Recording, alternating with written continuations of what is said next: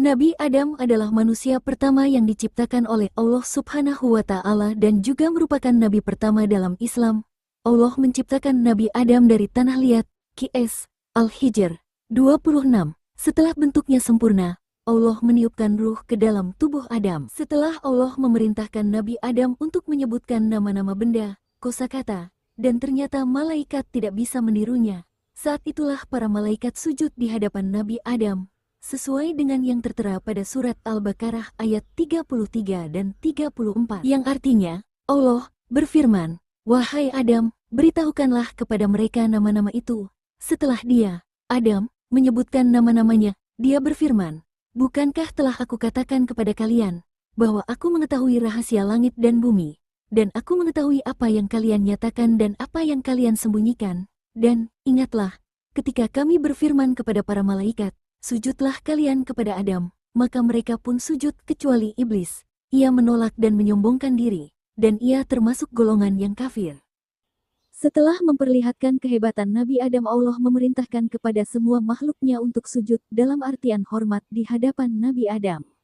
Semua makhluk Allah taat, kecuali iblis.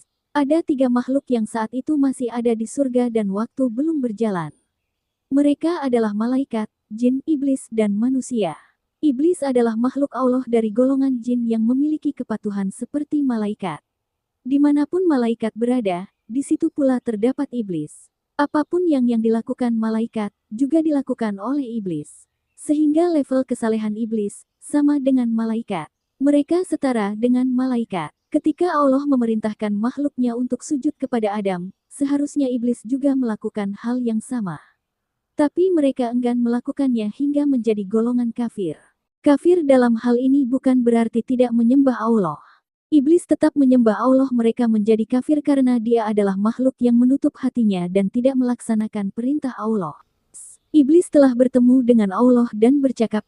Dalam Al-A'raf, ayat 13, Allah bertanya, "Apa yang menyebabkan kamu tidak mengikuti perintahku untuk sujud kepada Adam?" Lalu iblis menjawab bahwa ia lebih mulia daripada Adam karena Allah menciptakan iblis dari api sedangkan Nabi Adam tercipta dari tanah.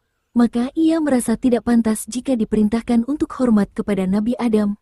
Setelah itulah Allah menempatkan iblis ke dalam neraka seperti yang tercantum pada surat ini. Yang artinya, Allah berfirman, "Turunlah kamu dari surga karena kamu tidak sepatutnya menyombongkan diri di dalamnya. Keluarlah, sesungguhnya kamu termasuk makhluk yang hina." Berlanjut kepada surat Al-Baqarah ayat 35 yang berbunyi, "Wahai Adam, tinggallah engkau dan istrimu di dalam surga, dan makanlah dengan nikmat berbagai makanan yang ada di sana sesukamu. Tetapi, janganlah kamu dekati pohon ini, nanti kamu termasuk orang-orang yang zalim." Allah adalah pembuat aturan. Jika Allah sudah memerintah, maka itu adalah syariat. Berlanjut pada ayat ke-36, setan menggelincirkan pikiran kedua manusia tersebut dari surga. Setan selalu membuat pikiran manusia menjadi gelar. Mereka menggoda Nabi Adam dan Hawa untuk melakukan larangannya, yaitu mendekati pohon khuldi, pohon yang dilarang. Setan membisikkan kepada Nabi Adam bahwa jika ia memakan buah tersebut, maka ia akan memiliki pengetahuan yang setara dengan Allah.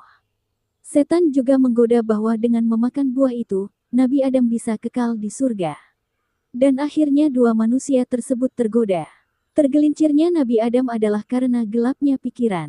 Allah telah membekali Nabi Adam pikiran. Pikiran ini seharusnya digunakan Nabi Adam untuk menyaring mana yang benar dan yang salah. Tapi karena sudah tergoda dan menjadi zalim, akhirnya Nabi Adam, Hawa, dan setan dikeluarkan dari surga dan menjadi musuh abadi. Dalam surat Al-A'raf terdapat perjanjian antara iblis dengan Allah. Inti perjanjian ini, iblis minta penangguhan agar bisa menggoda manusia sampai hari kiamat. Allah mengizinkan, tetapi menegaskan bahwa iblis dan para pengikutnya akan masuk neraka. Mereka memiliki misi untuk mengajak anak cucu Adam ke neraka bersamanya selamanya. Pada ayat 37 surat Al-Baqarah, Allah mengajarkan kepada Nabi Adam tentang pertobatan dan Adam pun bertaubat. Allah mengajari kalimat-kalimat.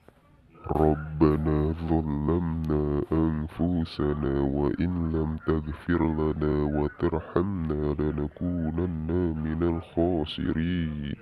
Artinya, ya Tuhan kami, kami telah menzalimi diri kami sendiri. Jika Engkau tidak mengampuni kami dan tidak merahmati kami, niscaya kami termasuk orang-orang yang rugi. Kalimat taubat ini telah tertuang dalam surat Al-A'raf ayat 23, dan akhirnya Allah mengampuni Nabi Adam dan Hawa. Walau sudah diampuni, mereka tetap harus ke bumi karena ketetapan Allah agar menjadi khalifah di bumi. Hal itu tertuang dalam ayat ke-38 dan 39.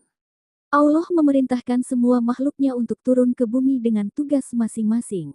Nabi Adam turun sebagai khalifah, iblis dan setan turun sebagai penggoda Nabi Adam dan keturunannya, serta malaikat diturunkan untuk mengirimkan wahyu. Inilah yang menjadi awal mula sejarah kehidupan manusia. Hikmah yang bisa kita ambil dari tafsir ini adalah, manusia selama hidup harus belajar. Dengan menguasai kata-kata, maka akan menguasai ilmu. Karena dengan kemampuan berpikir, manusia lebih baik dari malaikat. Di dalam hidup ini, terdapat syariat baik di dunia maupun di akhirat jika Allah menghendakinya.